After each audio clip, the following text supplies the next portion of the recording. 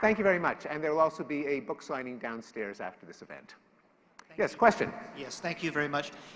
You used the words for most of human history a number of times, but I guess you're really talking about the 10,000 years since the agricultural revolution.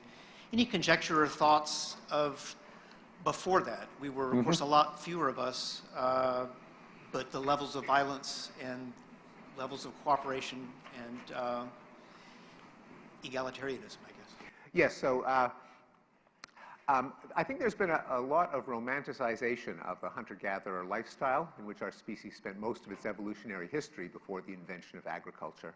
But my own view is that that has been tremendously distorted. For one thing, as I showed in a previous book, The Better Angels of Our Nature, most non-state societies, hunter-gatherer, hunter-horticultural, pastoralist, have sky-high rates of violence, of constant raiding and feuding.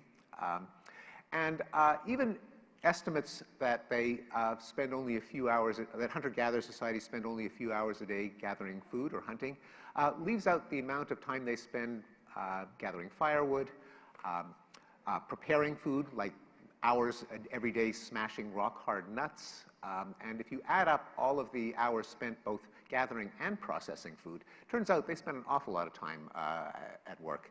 Life expectancy at birth in hunter-gatherer societies hovers around 30, even though there are many who make it to old age. There are many who die in childbirth. So it's not such a great lifestyle. The first agriculturalists, probably that was worse. But the way we live today, I would say, is much, much better than hunter-gatherers. And I say this having spent several days with hunter-gatherers in Africa. Perfectly nice and pleasant, but also really, really boring. I mean, the conversations that we have now, the vast range of art, of entertainment, our knowledge of the history of the world, of other places on Earth, our knowledge of science, all of these were unavailable. And so you have to decide, even if you're contemplating that kind of lifestyle, that just the kind of thoughts we can think are just unavailable in a small-scale illiterate society, and that's worth something too. So no, I would not trade places with life 10,000 years ago. Yeah, I suspect. Hi, thank you for the shot of optimism. I was wondering how you would apply Enlightenment principles to the opiate epidemic, and looking at that as the one area where life expectancy is decreasing right now. So I'd be interested to hear that. Yeah, that is an unsolved problem, and it's partly a problem of, it's one of these cases where solutions create new problems. I mean, painkillers are great, and many people, in fact, the majority of people who are prescribed opioids for chronic or episodic pain don't become addicted. This is an analysis by the psychiatrist and drug specialist Sally Satel. A lot of it comes from especially fentanyl and heroin on the street. That's the major cause of death. But more generally, the opioid epidemic is one of these paradoxes that when you give people more freedom, sometimes they use that freedom to do things that harm them. And that makes it a particularly difficult problem to solve, in some ways more difficult than infectious disease, where no one wants smallpox. No one does anything that actually acts to give themselves smallpox. And that makes smallpox an easier problem to solve than cases where people go out on the street and they buy fentanyl and they take it. So where will the progress come from?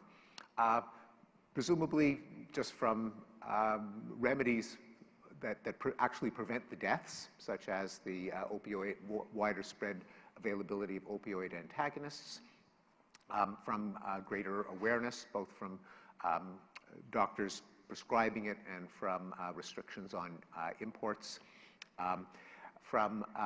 and in the regions in which the opioid epidemic is concentrated, the demographic sectors, which is primarily middle-aged, less educated, rural white men. And these are also the parts of the country that have had the most economic disruption. Policies that try to address the economic disruption, which inevitably and always occurs, of greater unemployment benefits, opportunities for retraining, encouragements to relocate, that kind of cushion the blow of a modern economy, would partly alleviate the unhappiness that makes it more likely that people will try opioids. So no single, as they say, silver bullet, but a number of things. Hi, Stephen. Thank you for the presentation.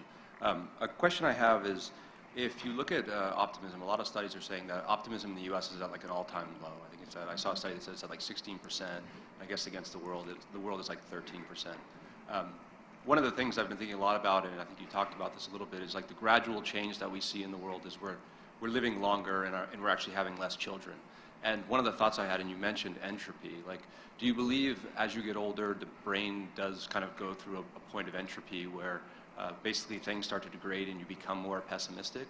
And with that, like, is there a code basically for enlightenment? Like, you mentioned Kahneman and Tversky's work around things like, availability heuristics and negative biases. Like, do you believe in the future we will be able to, like, code enlightenment so that we can understand some of the biases we have and kind of push ourselves to be more optimistic?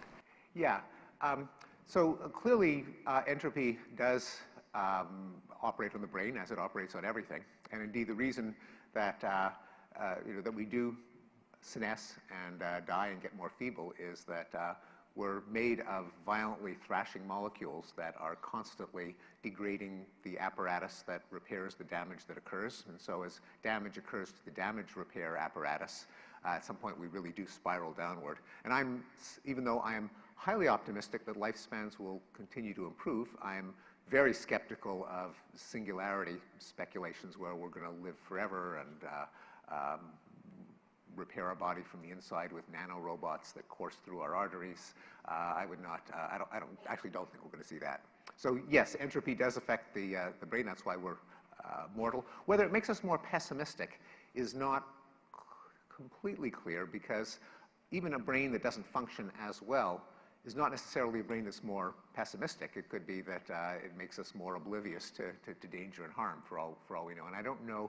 In general, happiness increases over the lifespan, sometimes with a dip in middle age, and with sometimes with a decline in the kind of last inevitable slide toward death, the last few months, but not surprisingly. But in general, we get happier as we get older. So is there some way to counteract the negativity bias? I don't think it will come from any biological manipulation, but I think it has to come from in the realm of ideas. That the narrative of where we are, what problems we face, how to deal with them, has to, I think, be more statistically literate, more numerate. We've got to stop treating every bad event as the harbinger of a decline or an epidemic or a crisis, but put it into a statistical perspective, and therefore understand in context that, for example, terrorism, which does terrorize people, a lot of people list it, Americans list it as the #1 problem, even though fewer people are killed by terrorists every year than people who die of stings from bees and wasps, or who drown in bathtubs. So it's statistically a minor risk to life and limb, but in our psyches it looms large. That's what it's designed to do. That's why it's called terrorism. It's a terror-generating gimmick. So if the news were to calibrate events by their actual harm and put them in a bit of historical context, and by that I don't mean back to the framers of the Constitution. I mean just back a couple of decades, so people remember, hey, as bad as the economy is now, in the 1970s there was double-digit inflation and double-digit unemployment, and people had to line up around the block to get gasoline. So don't be nostalgic for the golden age. It wasn't so golden. So I think that, and to be appreciative of, both in journalism and in education, of some of the institutions of modernity that I think people take for granted, like the rule of law, criminal justice system, democratic government, the United Nations, modern economies. They have problems, absolutely, but they're often much better than the alternatives, and we've got, I think, our collective understanding should acknowledge them. So it's by that kind of spread of ideas, rather than, say, some drug, that a realistic appreciation of progress has to be fostered. Given all these trends that you've discussed, what do you see the impact on population growth and density? So as countries get richer, their population growth rate declines, called the demographic transition, and it has happened to every country that has developed, so that, in fact, in Europe, the population growth is below the replacement rate. In the world population as a whole is expected to peak in around 2070, maybe around 9 billion, depending on whether the effects of increasing education on lowered fertility continue. So the most likely scenario is that we'll peak around 2070, 9 billion, maybe 10 billion. As countries get richer, also better education, especially girls' education, reduces early marriage, makes women control their own fertility, and when women control their own fertility, they have fewer babies. So I guess that means you don't think that there's any issue about whether the planet can support the peak in population or not? Yeah, the planet can feed the population. Yeah, and I mean that's why in rich countries the big problem is obesity, not starvation. And there are many opportunities to feed the planet. I mean there are risks that we are not on course to solving, namely CO2 emissions, and an extra 2 billion people will make that challenge harder to meet. But the problem won't be hunger.